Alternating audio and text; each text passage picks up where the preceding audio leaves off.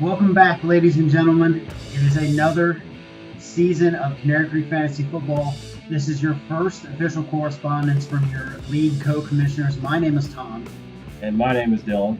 And welcome to this special presentation. So we have some information to deliver to you as we get ready for the season. We're sitting here on April 15th, and we're already talking about the draft and things that are going to be coming up. So to lead off, we have determined that this year's draft is going to be decided, or the draft order is going to be decided by a lottery. So no weighted picks, just straight through. Everybody has a 1 in 12 shot to land that number one pick. Just as bare bones as it can get. No fancy stuff, no competitions, just straight luck this year. The draft will more than likely be held the first Sunday in September, which I believe is the 3rd, I think. Double check it real quick. We're real professional here. We think of things before they need to be said. Yes, it's the 3rd, September 3rd. And the reason we're doing a lottery is mainly because we're having some extra difficulties this year, just in terms of getting everyone together. Specifically with Chris, I'm sure everyone might know that he has a internship in New Orleans. He's going to be gone for most of the summer, and for those who are off to college, like Chad, it's just going to be real hard to get everyone together to do something. So we figured doing a lottery is the most fair and easy way to do it. So yeah, and if you guys haven't heard too, if you get the chance, give Chad a huge congratulations because he actually landed an internship with the Bengals. I don't know if you guys get to talk to him very much, but he is going to be part of their athletic training staff for OTAs, training camp, and I think even parts of the regular season. So huge congrats to Chad. That is a gigantic accomplishment, especially going into that field. And Chris too with the internship as well. Excellent job all around. So exciting things happening. Draft coming up. League dues are going to stay the same, $35. We're probably going to get you the draft order determined by June 1st. And anything else we're forgetting? No, I think that pretty much covers it. Okay, so what the bulk of what we're doing here today is just kind of like a first, hey, welcome back to Thinking About Football. The NFL draft is coming up in 2 weeks, and we are going to do a first-round mock draft to get us prepared for that whole big shebang. So what we did is Dylan and I both put together a mock draft where I selected first, he selected first. We're going to compare. We alternated picks, so we have some differing opinions, some different scenarios to go over. But basically, we're going to talk for about a minute on each pick and kind of go from there. So I guess since the first mock draft that we did was me picking the number one spot, and since we agree on the first 4 picks anyway, I guess we need to start there. Yeah. So the Browns have the honor of picking first this year, supposing no trades happen between now and the draft. In both mock drafts, we don't have any trades. So both of us had the Browns taking Myles Garrett, defensive end, Texas A&M, no brainer. Yeah. We'll see if even though there has been talks that they could be looking at a quarterback, of all teams to go a different direction and mess up with the first pick, it would be the Browns. But however, I still think they go with the best overall player in the draft and take Myles Garrett. Yeah, it has to be. I think the Browns do anything except for Garrett here. They're just setting themselves up for failure. The quarterbacks in this draft are not the caliber that we've seen in the past. Usually there's 1 or 2 guys that stand out. You take a look at Mariota and Winston, RG3 and Andrew Luck. Now, granted, RG3 kind of fell on his face, but there's always those 1 or 2 guys that stand out. But this year, it's a crapshoot as to who can be the number 1 quarterback overall. Number 2 pick, we also agree on. Yep. Dylan. We had them the San Francisco 49ers selecting Solomon Thomas. Now, this pick I wouldn't do if I was this team. But just from what I've read from like articles and other mock drafts, this player has been gaining a lot of traction. I think the 49ers take him just because I guess he's the second best player available. and just to bolster their already stacked defensive line, adding to Eric Armstead and DeForest Buckner. Yeah, they've invested a lot of picks in the defensive line, and moving to a 4-3, they can move one of those former Oregon D linemen inside, and they can have 3 of those 4 positions pretty much solidified for the next 5 to 10 years, depending on how well they shape up. Yeah. So another pick that we both agree on, and actually in light of recent news that's come out, the Bears are probably going to look defensive back at number 3. We have him taking Jamal Adams. He's the safety from LSU. He is the best safety in the draft. Yeah. He has everything that you want in a player. Great leadership skills. He is a very physical tackler. He has ball skills. Yeah. He can do it all. And he's going to be one of those guys that you can build a defense on. And that's what the Bears need. They need playmakers. Yeah, he's easily considered probably the most safe pick in the draft when it comes to defensive backs. So they could go in a different direction and go corner, but I think, just like I said, he's the most safe defensive back when it comes to picks. I think Jamal Adams would be the smart pick for the Bears. Yeah, and this one is going to hurt. I know it's going to be good for Ryan, but it's going to hurt Dylan right where it matters. And the Jaguars here, they could mess up by not taking this player, but they could also go in another direction. But Leonard Fournette, running back LSU. Yeah, we both had him going to the Jaguars. As much as I hate saying it would be the best pick for them. They need help at running back. I don't think they've had luck with Chris Ivory, Denard Robinson, T.J. Yeldon. They need someone who can be consistent week in and week out. And I think Leonard Fournette gives them that edge and just boosts their offense that they desperately need. Yeah, totally agree. And we've agreed so far on the first 4 picks, but out of those 4 teams, who do you think could potentially shock the world and go somewhere different? Okay, I'm going to try and name someone not in the top 4 that we listed, and I could see the Bears going in a different direction and taking Jonathan Allen instead of Jamal Adams, mainly because their defensive line started to get a lot of traction last year. They produced one of the best defensive lines in the league. I think it would be smart for them to add to their defensive line with a prospect like Jonathan Allen, along with like Akeem Hicks and Leonard Floyd.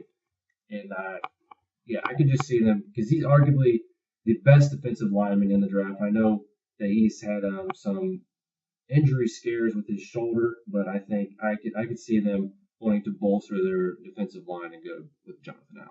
Yeah, and I'm going to stick with the Bears, and this would be it's not a huge departure from where they could potentially go, but I think a cornerback would be my not surprise pick, but I could see one of the guys from Ohio State going to the Bears, so either Marshawn Lattimore or Garyon Conley. Yeah. Conley would be the shock, I think, because he was kind of a combine darling. I think Lattimore is the universally accepted best corner in the draft. Yeah. But either one of those guys are going to be getting somebody that can just plug in from day one and just go with it. Yeah. So it brings us to number 5, and this is where things start to get interesting because this is, I think, where the draft is going to start to shake up. The Titans pick 5. They got this pick from the Rams last year when they traded back out of number 1, and despite we don't have any trades in this particular scenario, but I would be completely shocked if the Titans pick here. I don't think they're going to stay at 5. I don't think they're going to stay at 18. Either or.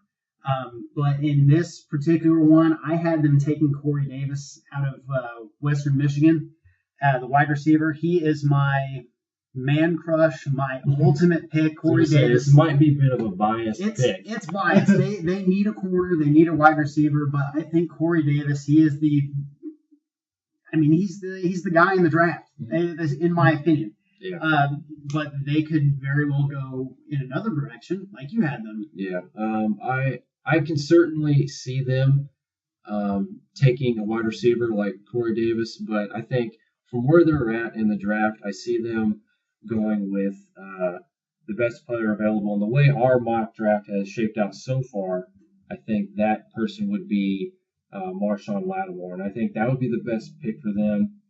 mainly because they just released Jason McCourty. They need someone to fill that void, and I think a young talent like Lattimore would certainly do that. So Yeah, Lattimore and Logan Ryan would be a nice 1-2 in the secondary, especially after being completely decimated back there last season. But and I actually have Lattimore going to the Jets at 6, and for the same reasons. Lattimore's the best corner. They desperately need that help. In the secondary, corner is going to be a very popular pick in the first round this year. There's a lot of guys, and even in the second and third rounds, there's a lot of really good talent at cornerback. Yeah. And at 6, I had the Jets taking O.J. Howard because now, out of all the teams in the top 10, the Jets would be the one, in my opinion, I think would be the most likely to go quarterback.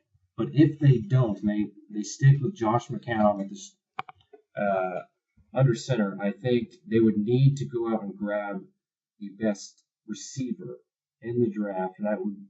And out of all the tight ends and wide receivers, O.J. Howard probably has the highest ceiling for sure, in my opinion. And I think getting a big body like him, especially after losing Brandon Marshall, O.J. Howard would be a perfect fit for them. Yeah, and a lot of people don't give him credit for being a good blocker too, but he has some attitude as an inline blocker, and people look to Jake Butt or some of the other tight ends that are in the draft, but Howard can block and catch, so he's definitely the number one overall tight end.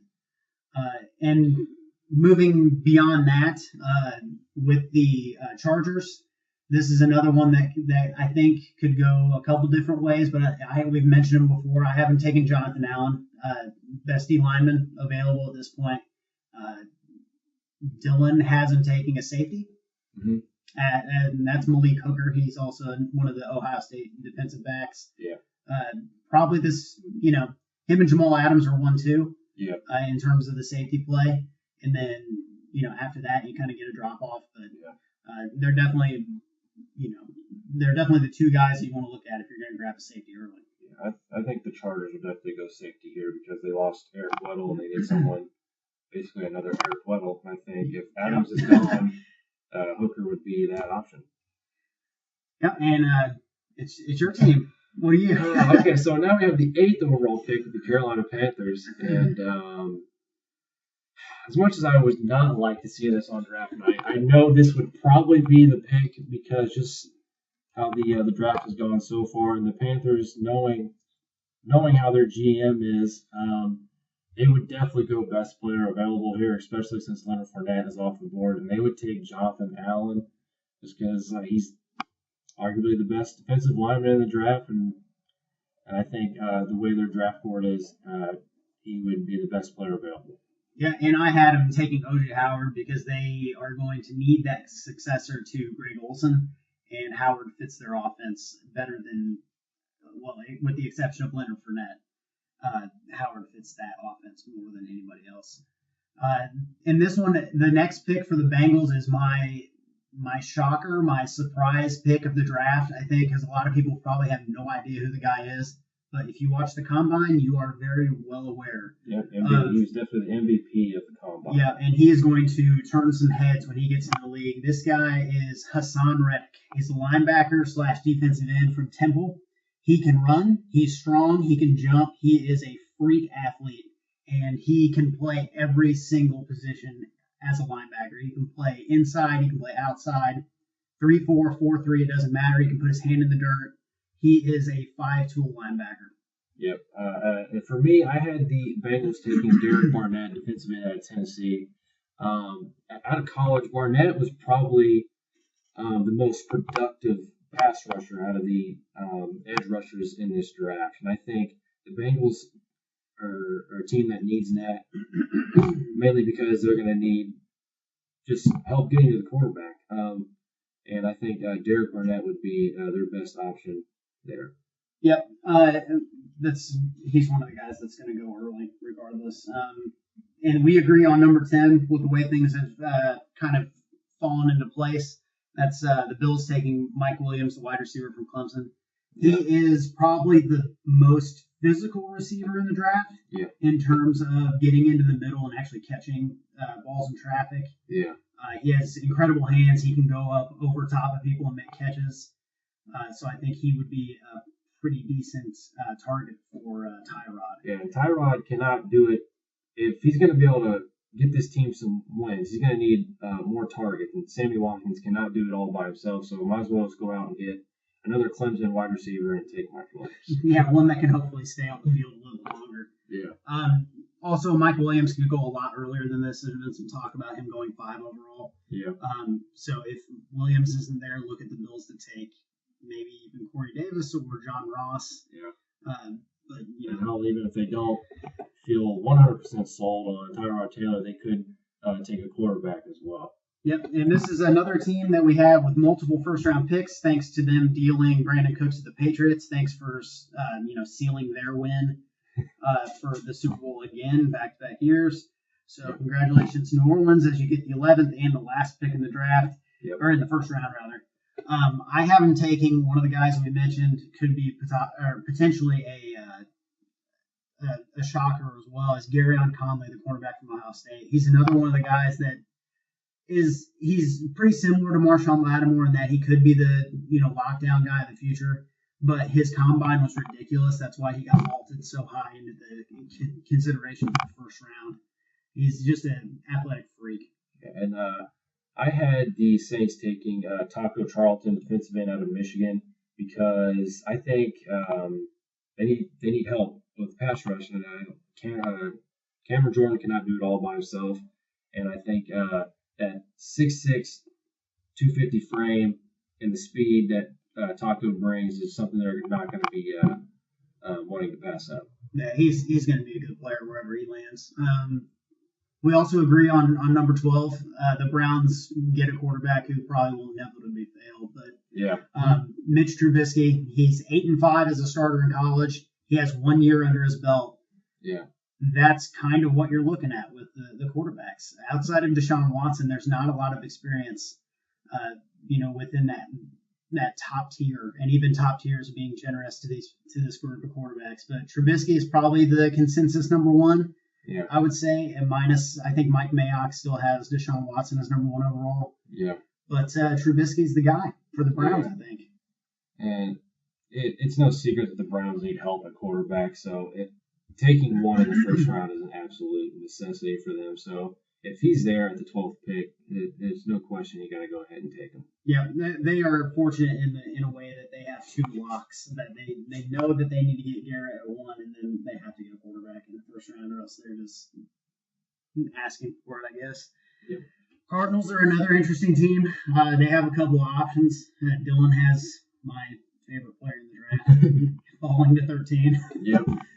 I have the Cardinals taking wide receiver Corey Davis out of Western Michigan, because we all know Larry Fitzgerald's getting old, and they're going to need someone to be the predecessor to him. I think with supreme route running like Corey Davis brings, I think that would be an excellent pick for the Cardinals. I could seriously talk for 25 minutes about how much I love Corey Davis, and he is the route running of the best person in the league. He can separate like Odell. He has hands like Larry Fitzgerald. He can go over the top like A.J. Green. Just watch the tape if you've never seen him play. Yeah, he went to a small school, but he plays football. I told Dylan this 457 times. He's the first person there, the last person out. Yeah. Corey Davis is a workhorse. He's going to be good wherever he goes. And I have the Cardinals taking Reuben Foster. Some medical concerns, potentially, some attitude issues, but the dude is a thumper. Yeah. He is the most physical linebacker in this draft. He will wreck you if you go over the middle, and the Cardinals have been missing an inside linebacker for a long time. That's going to help free up, Honey Badger is going to free up the defensive line to be able to do their thing. Yeah. Foster, him and Zach Cunningham, 1 and 2 is the best inside linebackers, maybe. Yeah. Yeah. But Foster, just given his track record, he's the more safe pick probably. Dylan's pick for the Chargers was Malik Hooker. I have him dropping to the Eagles at 14, second best safety. Mm-hmm. I've seen a lot of interesting scenarios where the Eagles take John Ross. I don't see that happening just because they have so many additions at wide receiver. They signed Alshon Jeffrey. They have Torrey Smith. I just don't see him taking a wide out. So some kind of secondary help is coming. Yeah. And with that being said, I had the Eagles taking Marlon Humphrey. He's arguably probably the most physical corner in the draft, I would say. He got a big frame, 6'1", 215, and I think coming from Alabama, he's got a tough schedule with the SEC. He knows what it takes to play in the big game, play the good teams, and I think the Eagles would get a good player if they took Marlon Humphrey. Absolutely. Continue on with the Colts, sir. Okay, so at 15, I had the Colts taking the combine darling, Hassan Reddick. His numbers that he put up were just absolutely incredible. And, the Colts and their pass rush, we all know that Robert Mathis just retired, so they're going to need all the help they can get. And Reddick brings that kind of 3-4 hybrid. He can play outside linebacker, he can play D-end, and I think that would be just the perfect fit. Yeah, totally agree. I think the Colts are going to go. I would say it's not a lock, but I think they're going to go defense. I really don't see them picking anything besides a lineman or a backer, or at least an edge rusher kind of guy. Chris Ballard's not going to make the mistakes that Ryan Grigson did. He is way too good to pass up on solid talent. So Reddick is an excellent example of that. I haven't taken Derek Barnett. You've already heard a little bit about him. He's the most productive SEC pass rusher. He is going to be put his hand in the ground, play every single down, and his motor's never going to stop. And that's something the Colts desperately need on defense. And they've brought in some good pieces, so quietly, I might add. Yep. The Jaguars do it with flash. The Colts so far this offseason have done it with their brain, waiting on people, making the right moves, and I think Barnett helps. Reddick would help here as well. Yeah. And then moving on, 16, the Baltimore Ravens. I had them taking debatably the best tackle in the draft, Cam Robinson out of Alabama. I think they just need to help take some pressure off Flacco and that running game, get it going. And if I remember correctly, I'm pretty sure Eugene Monroe's not there anymore. So I think they need someone to fill that spot, and I think Cam Robinson will definitely do that. Yeah, they need to continue to build along the offensive line. And then in the same method, they need to replace some people that they lost in the receiving corps as well. And I haven't taken John Ross, the fastest man on the planet. He ran a 4.2240. That's the NFL Combine record, beating Chris Johnson's 4.24 from like 2008 or whenever it was he got drafted. Yeah. But he's a burner. He's going to be the kind of guy that's like a Deshaun Jackson. But I feel like he runs better routes, and he's going to get more volume definitely from an offensive perspective. And that helps in fantasy too. But Ross is going to burn people, and it's going to be disgusting when he does it. Whoever he goes to, he's going to be a deep threat, and I think the Ravens will benefit greatly from that. Yeah, definitely, and especially because Rashad Perryman, he was injured his first year coming into the season, and he just hasn't given that productive aspect to the team that they've needed. And Steve Smith just retired, so I think they need a young, fast guy to definitely take him off the edge. Yeah, really, any of the three top receivers, I think the Ravens, if they're there, they have to strongly consider. Yeah. The Redskins, I have an interesting selection for the Redskins. They have the quarterback. Whether he's happy or not is another conversation. They have the tight end. They have some issues at wide receiver. So that might be a potential grab, but they also need a feature back. They have too many cooks in the kitchen when it comes to... See what you did there. Yeah, you see what I did there? They have too many cooks in the kitchen. When it comes to running back, they need to find the guy. And by doing that, they add another cook, Dalvin Cook, for the running back from Florida State. He is not going to be the kind of guy that's going to continually run between the tackles. But with that being said, he can catch the ball really well, so that's something that Cousins will benefit from.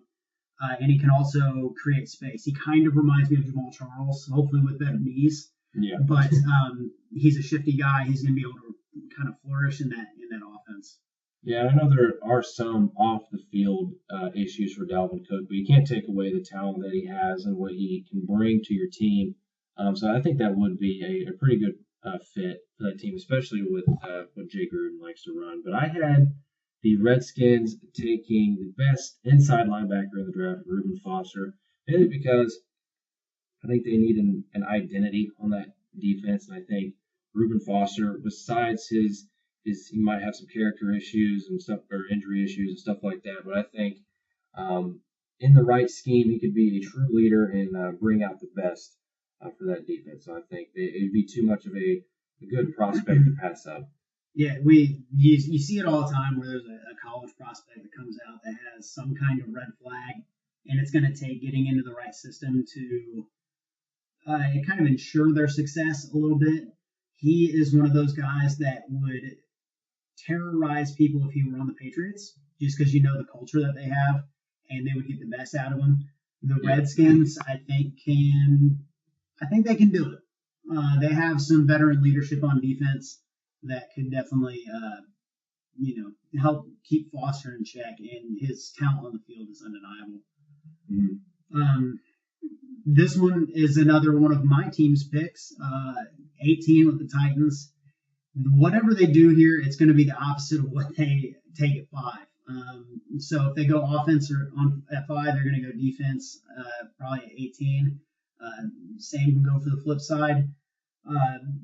In my particular case, I didn't do that. I think that they need, since the cornerback class is so deep, I have them taking David Njoku from Miami as a tight end. He is going to be the next Delaney Walker. He's very athletic. He is going to be one of those tight ends that gets out into space and does some pretty nasty things in the open field. Mm-hmm. Kind of like a Jimmy Graham or definitely much taller than Delaney Walker. Definitely much taller.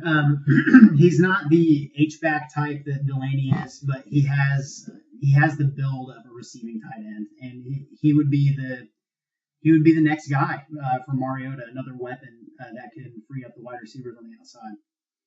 Yep, and for me, I had the Titans taking John Ross, the speedster from the Combine, a record-setting guy. I know the Titans need a wide receiver, and they need to give some Mariota some more weapons.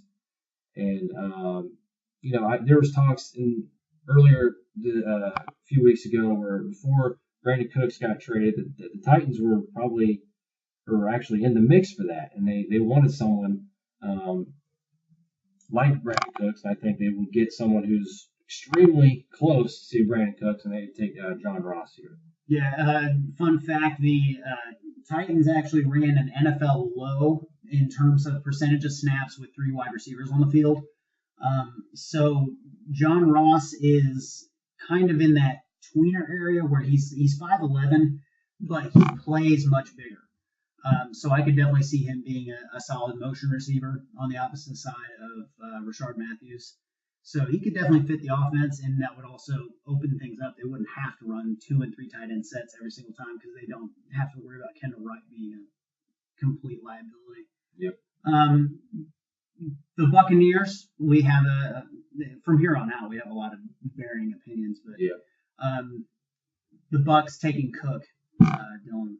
Yeah, I had the Buccaneers taking Dalvin Cook because we've already heard in the past couple seasons of Doug Martin potentially going somewhere else in terms of trades or just release, and we all know in terms of a fantasy perspective, Doug Martin pretty much got tier rookie year, and then he's pretty much fell off every year since then. And I just don't see Doug Martin being a part of that team within the next couple of years. Maybe even next year he could be gone, and I think they're going to need someone to fill that starting role. And I think Dalvin Cook would fill that, and he brings a similar vibe to what Doug Martin had. Yeah, and the suspension didn't help at all.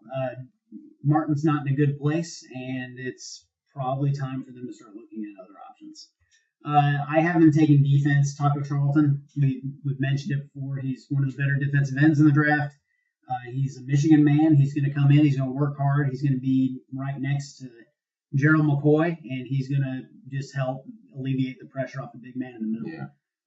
It's just a perfect situation for him to come in and just, just wreck it. And it's one of those things where the Bucks, they can go a couple different places, but whoever they bring in is going to be a difference maker. I think because they're a team on the rise. They're going to be in a good place next year. Another agreement on a pick. The Broncos need offensive line help. They just lost Russell Okung, and they need someone to protect whatever they whoever's that quarterback back there. The wet paper sack that they're going to play at quarterback next year. Yeah. I don't know. They are fully invested in their two young guys at quarterback, so they need to make an investment in protecting them. And Garrett Bowles, he's one of those guys that you don't hear anything about, but he's going to come in and he's going to be solid. Utah offensive linemen have usually been good in the past. Yeah, one of those mean, stand you up kind of tackles, and I think that would definitely be worthy of their zone run scheme that they like to run. Yeah, he's a monster. He's a road grader. He's going to punch you in the mouth and not say sorry. The Lions, we both think they're going to go D-line. Mm-hmm. However, I had the Lions going in from like the middle position. I had them going with Malik McDowell from Michigan State. I think they're going to need someone to pair with Haloti Ngata, and I forgot his name for a second. But this one is more maybe a little biased for me. Maybe just because I think they might want to go with the home run guy and keep him in Michigan. I think that would attract them. Another popular one has been Taco Charlton, just because the Michigan connection is. There's always those players that get linked to certain teams just because they played 5 seconds away from the NFL stadium. But I have him taking Tack McKinley from UCLA. He's a defensive end. Another one of those guys that puts up huge numbers at the combine. He has a high motor. He is kind of raw. He doesn't have the explosive numbers that you would expect in terms of statistics. But, he's a guy that kind of like Ziggy Ansah, really, in a way. That's probably going to surprise some people when he actually gets the helmet on and starts pass rushing. The Dolphins both agree on secondary here. Mm-hmm. But I had them going from the corner position. I had them taking Darion Conley from Ohio State. Mainly because I think they overspent way too much on Byron Maxwell. Even before that signing, I thought he was one of the most overrated corners in the league, and I think they need someone to actually help them. And from that position, I think Darion Conley will do just that.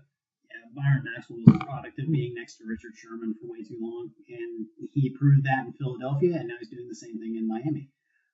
I have the Dolphins taking the most versatile secondary player in the draft, and that's Jabril Peppers, Dylan's favorite player. Yep. Absolutely love him. Yeah, Jabril can play both sides of the ball. He can play running back. He can split out wide. He can play corner. He can play nickel. He can play safety. He can play outside linebacker. Yeah. Whatever you want him to do. Special teams, he's an absolute beast from returning kicks and punts. Yeah, him and Adoree Jackson are probably the two best punt returners. And I'd say probably Jabril, just based on pure explosiveness, is probably a little bit better. But yeah, he's going to be a guy they can plug in anywhere. Another popular landing spot has been with the Steelers. Apparently they're in love with Jabril, and I can't blame them. He has been one of the guys that was in top 10 talks early on in the process, that's kind of slipped lately for probably no reason on his own. Just, maybe just not the right fit for some of the teams at the top. So moving on from the Dolphins, the Giants, we both agree offensive line here. Mm-hmm. I had the Giants taking Ryan Ramczyk, tackle out of Wisconsin. I don't know what it is about Wisconsin, but they just bred good offensive linemen. I don't know what they got going on over there. It's in the water. Yeah, but they need offensive line help, mainly just to get that running game going. Their run game was pretty much non-existent, and in my opinion, Ryan Ramczyk, just from what I've seen, from seeing him play in college, he's I think he's the best run blocker in this draft. Yeah, I haven't taken Cam Robinson. That's just one of the, he's one of the best tackles. He just happened to fall here. I think regardless, the Eric Flowers experiment has backfired tremendously, and it's just not working. So they need to find a left tackle. The Raiders going defense before they move to Vegas potentially. Yep, the Raiders definitely need help on defense. For me, I had the Raiders going linebacker with Raquan McMillan out of Ohio State. Mainly because I think Malcolm Smith, I think he was a good pickup, but he hasn't lived up to that potential, in my opinion. I think he was just a product of that Seahawks defense that was just pretty much deadly no matter who is in that lineup. And I think McMillan would bring a different kind of vibe to that defense. Yeah, and I haven't taken Marlon Humphrey, cornerback from Alabama. Another corner off the board, most physical one potentially. He's played with some really good competition, and he'd be the perfect guy for the Raiders to bring in to match up with the likes of Demaryius Thomas and Tyreek Hill on a week-to-week basis. Especially after losing their draft bust, DJ Hayden, I think Marlon Humphrey would definitely bring some different competitive edge to that secondary. Yeah, that's a sad story. I wish he would have actually panned out. Yeah. Came back from a lot. I don't think he's still on the Raiders, is he? No, I mean I don't know. You have a heart problem. It's hard to come back, but I don't know. Hopefully things work out. This is another one that should be a no-brainer. Especially if he's there. We both agreed that the Houston Texans will take Deshaun Watson, quarterback out of Clemson. They just traded Brock Osweiler, so they don't, which is probably a good thing, but they still don't have much better options. I think they got Tom Savage. That's pretty much the only one I can name on that roster. Yeah, they're in trouble at quarterback. I think Deshaun Watson definitely seems like a Bill O'Brien guy, and he'd bring a different kind of leadership to that team. I think that they desperately need, and he could hook up with his Clemson connection with DeAndre Hopkins. DeAndre Hopkins. How quickly we forget one of the best wide receivers in the league. Right? Yeah, Deshaun, he's good. What can you say? I mean, 2 consecutive years, he absolutely shredded Alabama in the national title game. Yep. Second time, he finally beat him. Finally got him. Toppled the Giant and crushed Alabama. Well, not crushed, but crushed their hopes and dreams maybe. But yeah, Deshaun, it gives him a mobility factor too, which is something that they will need running away from the defenses that are starting to build in the AFC South. The Seahawks, I think they reload here in the secondary. There's rumors about Richard Sherman being on the move. Mm-hmm. I don't think it will happen. I think it's a long shot. One of the reports I read was a first and a third for Sherman. I don't know. I think if it does happen, it won't be until draft day. Yeah. So it's hard to tell really what they're thinking there.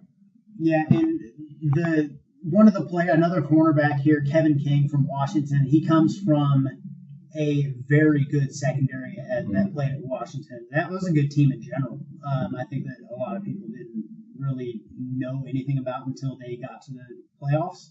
Mm-hmm. But Kevin King is another one of those just big-bodied corners that's going to play opposite of Richard Sherman if he's still there. But just rebuild the Legion of Boom. Yeah. I agree with you. I think they're going to reload their secondary. We all know how much they love their Legion of Boom. And I think this is where the most versatile defensive back in the draft goes, Jabril Peppers. And I think his attitude fits perfectly with the Legion of Boom. But because of how versatile he is, he could play safety, he could play corner, he could play linebacker. But no matter what you want him to do, he would be a very special part of that defense. And I think he would be Seahawks. It would be too hard for them to pass up on a player like Jabril. Yeah, and if he wasn't going to play for anybody other than Jim Harbaugh, Pete Carroll would be the guy. It just fits. The personality there is just way too much to pass. The Chiefs are another interesting team that could potentially go in a couple directions. They could also trade out. You never know. This is a hard one. It is a tough one. It's tough to call because I think if you ask anybody outside of Kansas City who the quarterback is, the majority of fans, well, hardcore fans, of course, are going to know. But Alex Smith isn't one of those guys that is going to blow you away in terms of like, oh yeah, Alex Smith, quarterback of the Chiefs. So it might be time for them to start thinking about a successor. Yeah, something long term. Yeah, more long term. And this guy has one hell of an arm. Yeah. I have him selecting Patrick Mahomes, quarterback out of Texas Tech. Like Tom said, he has a huge arm, and he's athletic. He can scramble. I think he's definitely an Andy Reid guy. And for some reason, I've read that the Chiefs aren't still 100% sold on Alex Smith. I don't understand why. I mean, he's led them to the playoffs past couple seasons, and I don't know. But the mock drafts I've seen that it's had them taking a quarterback, so I'm just gonna roll with the punches, and I think they'll take Mahomes. Yeah, another potential need for them is going to be at linebacker. Derek Johnson is getting older. Tom Bahali's getting older. They need to get some youth in that linebacking group. I think Justin Houston's going to be a freak until he retires. But they grab an inside guy here to learn from Derek Johnson, and that's J.J. Watt's younger brother, T.J. Mm-hmm. He is. I mean, just picture J.J. Watt as a linebacker. That's what it is. He has. Yeah. He's right now, as we're recording this, he's probably working out at their cabin, and they're flipping tires and tricep press downing some bags of rocks, like eating steak, and just breaking trees over their legs. Like, what else do you want? TJ's a high motor guy. He went to Wisconsin. He's just gonna come in and just destroy things. And he's just one of those guys that's gonna do his job. Yeah. Not much more you can say. I think JJ's left a tough legacy to kind of live up to, but that family has proven that they can just outwork anybody else. Yeah. The Cowboys, the freaking Cowboys. Yeah. I hate them with a passion, but God, they drafted really well last year. Yeah. They hit a home. Well, everybody knew Zeke was going to be good, but not that good. Yeah, that's for sure. For me, as much as I think they need to draft a corner, I still think they need to address their help on the defensive line. I think they would go with Takk McKinley, a draft riser, in my opinion. Because the suspension problems they've had with DeMarcus Lawrence and Randy Gregory, they need someone who can be consistent, not have off-the-field issues like they do, and their pass rush has been pretty much obsolete for like the past few seasons, and I think McKinley would be the best option there for them. Yeah, they need to just go ahead and delete everything that they've done defensively on the ends for the past 4 or 5 years.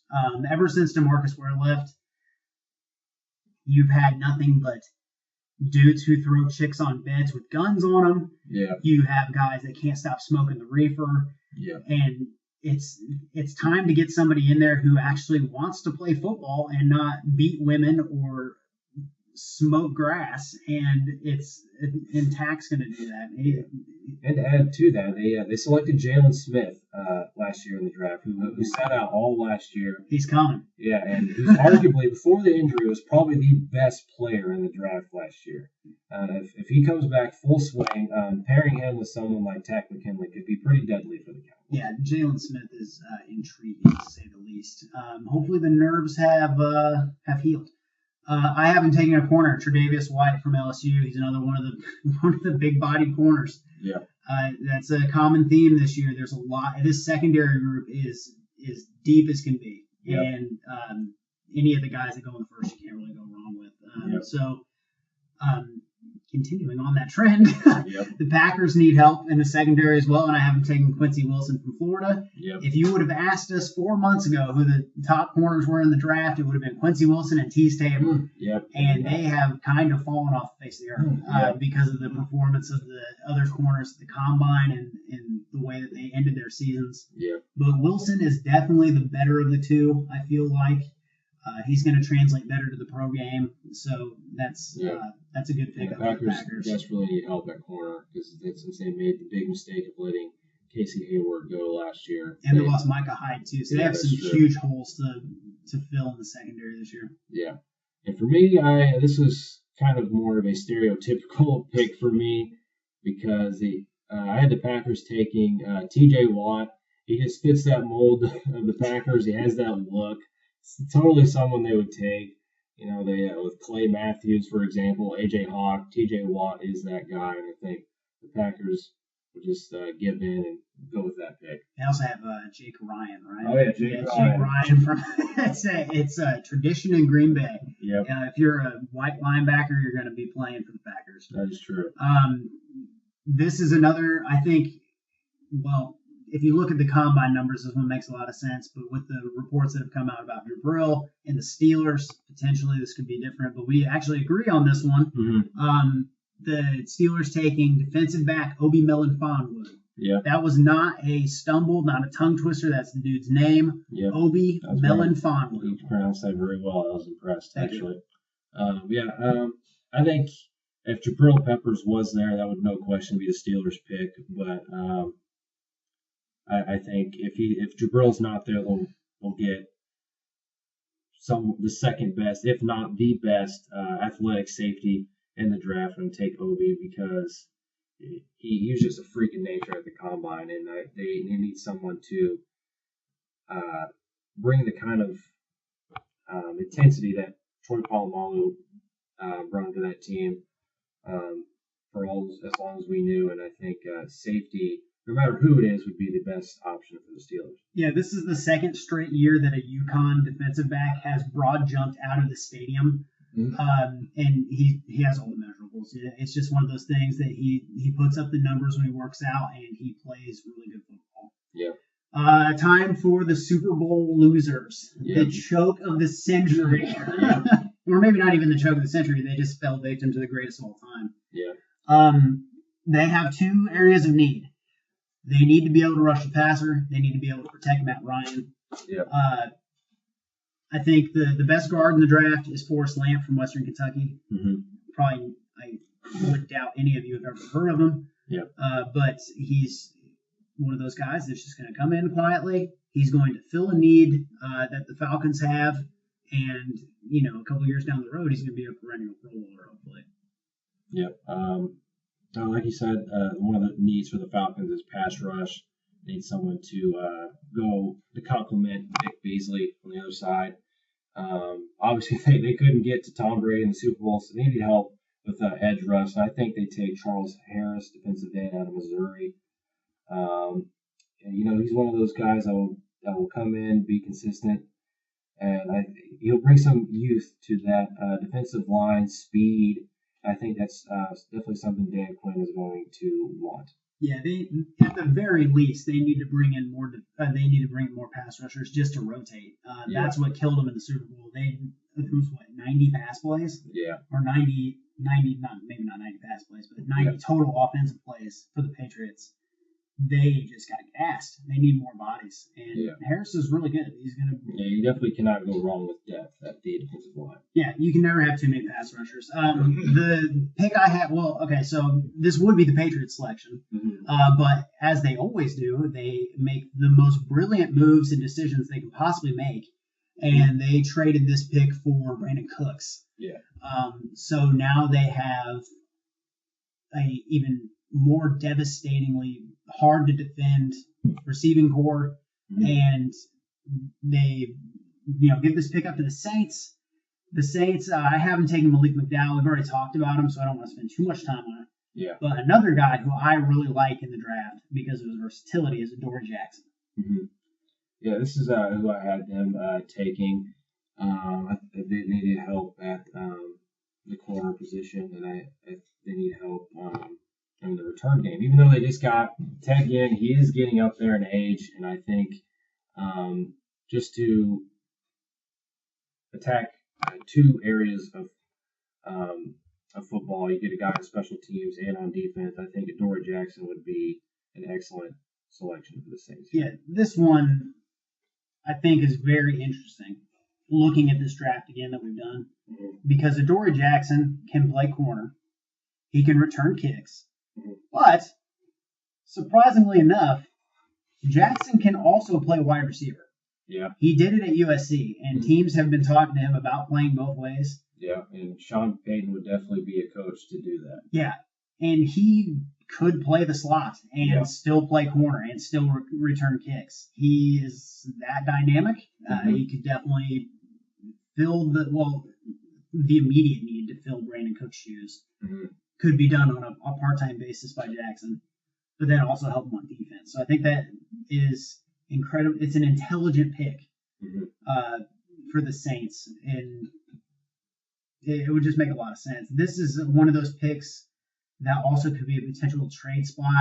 I think the Browns could be one of those teams that moves up into the first round. Again, they have so many picks that they could move up and grab somebody if they need to. Yeah, they definitely have a lot of ammo to produce some good value for whatever.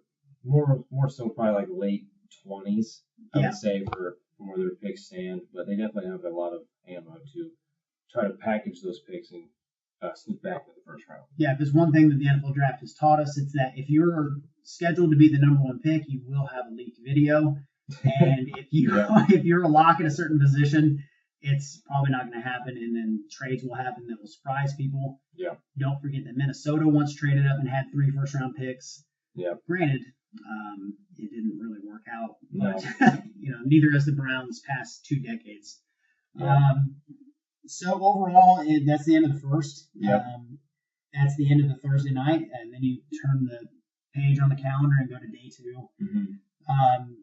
There are still going to be a lot of good names available. Yeah, some potential first-round talent in the second round. Yeah, it happens every single year, and there's going to be some guys that slide to the second day that should have been probably a mid-first-round pick just because something will scare some teams away. It's just how it always happens. Yeah. So I guess that's about it. Yeah. I think we covered it all pretty well. With this draft class is so deep this year at so many positions, specifically like defensive line, secondary, receiver. It goes on, and I think this definitely is going to be a draft that could be one of the better ones that we've seen in recent years, and it's definitely not going to be one you'll want to miss. Yeah, it's going to be interesting. We are approaching 1 hour for this little podcast. That is impressive. That's impressive. So, final thoughts. We have all these first-round talents. I'm going to go off script on you. Okay. I want you to pick one guy who's a little unknown that you think is going to be a day 2 or day 3 steal. Day 2 or day 3 steal. Somebody who is under the radar who people should know. Okay. So I just mentioned that I think the draft is very deep at defensive line. Maybe more so than people think, but I think one person who I think deserves more recognition is Jordan Willis, defensive end out of Kansas State. He's huge. He's a big guy, and he definitely brings that kind of intensity and speed. The guy who really can get past the tackle and bring some help to your defensive line. And I think Jordan Willis will definitely be a steal, no matter where he goes. But unfortunately, I think he will be someone who could go mid to late second round. I like that. That was not what I expected. that was good. For me, I think, and this might be a little home cooking potentially, but I really can't wait to see where Corn Elder goes. I know we've talked about it a million times. He is just another one of the corners that if he would have come out in a different year, probably would have been a first rounder. Yeah. But since this class is so deep, we haven't even talked about Desmond King. We haven't even talked about Jordan Lewis. Yeah. We haven't talked about Sidney Jones. Sidney Jones was a lock first rounder until he tore his Achilles. Yeah. And Sidney Jones is probably going to go on day 2 anyway. Because he's supposed to be playing this year. He's that good. Yeah, he's incredible. Another one of the Washington guys, Buda Baker. Mm-hmm. Oh, Buda Baker. These are names that we haven't even mentioned until now. Yeah, Buda Baker is definitely he could go in first round. He definitely has that talent level. Yeah, in my opinion. He very well could. Cornell, there's another one of those guys. So pay attention to him. He's definitely he's actually an asset in the return game as well. From what I've seen from him, he's an absolute ball hawk on the defense, and can never have too many of those. You'll definitely want to have someone like him on your team. Yeah, he reminds me of Marcus Peters, or any of one of those other guys that just makes plays. That's all you're looking for. Good football players on day 2 and 3. Yeah. You're not necessarily looking for names at that point. You're looking for guys that are going to come to work every day with their lunch pail. Yeah. Any other shop questions to wrap up the draft?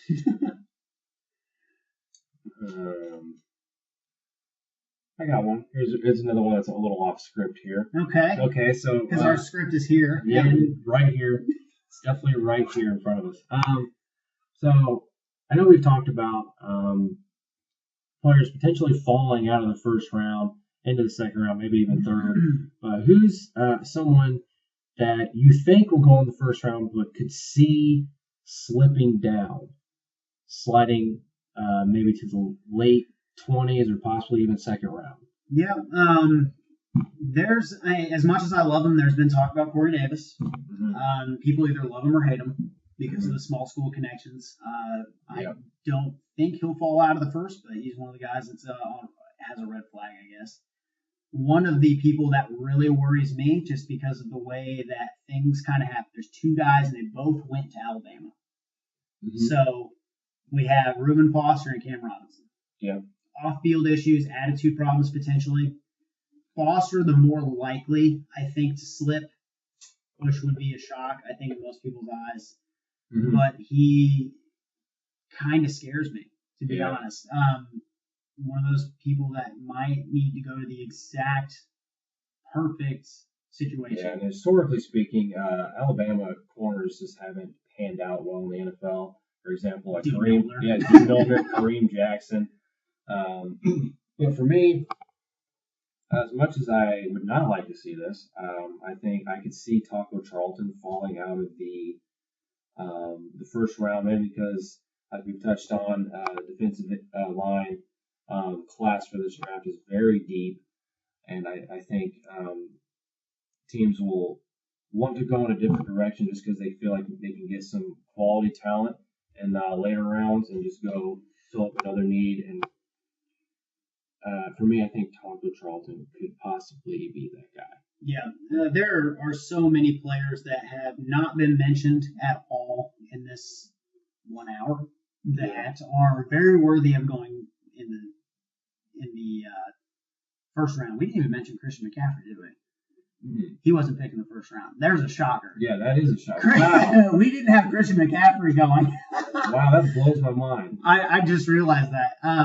So there you go. See, that's what happens on draft day. Yeah. He's one of the best running backs in the class, but he's not even going in the first. Yeah, I think now that we mentioned it, I definitely see him going in the first round. Yeah. Because there's talks now that some NFL executives could see him going top 10 now. And which I don't know. I think that might be a little high for my taste, but yeah, he's definitely someone who will go in the first round. Yeah, I can't believe that we didn't have Christian McCaffrey. That's interesting, to say the least. Our credibility has been shaken to its core.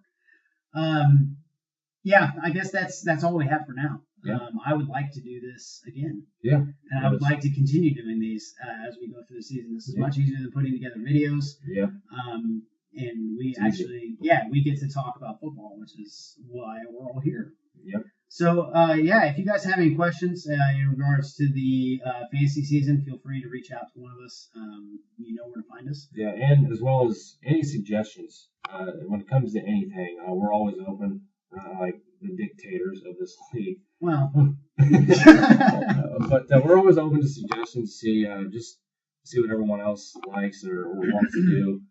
I think that unless it involves trading draft picks, Brian, because that's never going to happen ever again. No, that almost broke the league, but that cannot happen ever.